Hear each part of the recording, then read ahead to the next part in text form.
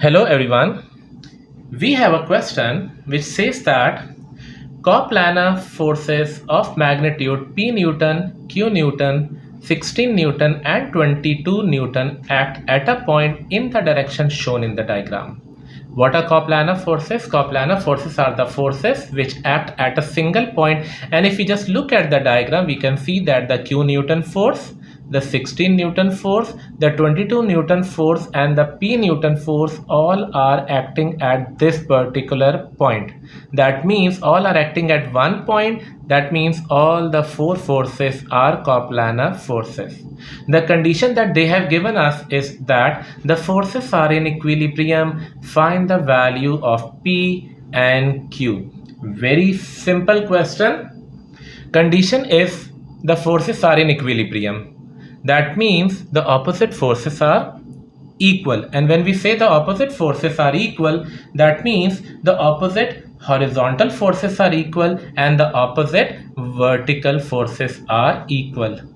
So for having an horizontal and vertical forces, we have to split up the given forces into horizontal and vertical component, but before that we have to understand what the components are.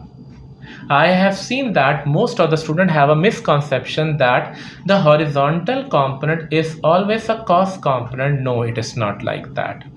If this is the angle that is given in the diagram, then the side next to that would be a cos component of that particular force and the opposite would be a sine component of that particular force. But if this is an angle which is given in the diagram, then the side next to that would be a cos component of that particular force and this would be a sine component of that particular force.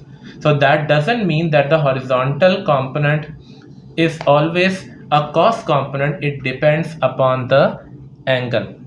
As you can see, I have splitted up all the four forces into horizontal and vertical component. This 22 Newton force is purely a horizontal force. That means no vertical force for this. So 22 Newton is purely a horizontal force, and this 16 Newton force is making an angle of 55 degree with the x-axis. That means this would be a cos component of that. So 16 cos 55 degree and the vertical would be 16 sin 55 degree pointing upward. The Q Newton force is purely a vertical force, so no horizontal for this, no horizontal force for this Q Newton, and this P Newton force is making an angle of 25 degree with the x-axis, so that would be a cos component. So P cos 25 would be horizontal and P sin 25 would be vertical pointing downward. Because the condition is an equilibrium condition, that means the opposite forces are equal. So first of all, just look at the horizontal forces and then make a condition, and then we would work out with the vertical forces.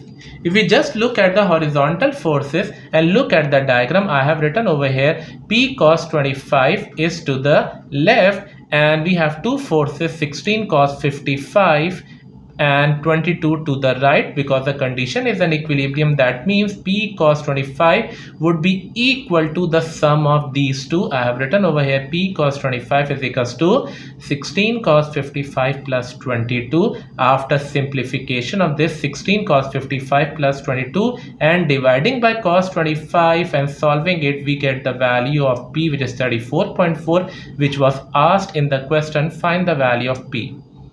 Now we have to find the value of Q. For that, definitely we are done with the horizontal forces. Now we would work with the vertical forces, and if you just look at the diagram, we have two vertical forces which are pointing upward and just one vertical force pointing downward. The condition is an equilibrium. That means the sum of these two would be equal to P sin 25. That means Q plus 16 sin 55 would be equal to P sin 25, moving this 16 sin 55 over there, subtracting, and we have a condition that Q is equals to P sin 25 minus 16 sin 55. We have just found the value of P. Place the value of P over here and get the value subtracted from the value of this, and finally we have found the value of Q.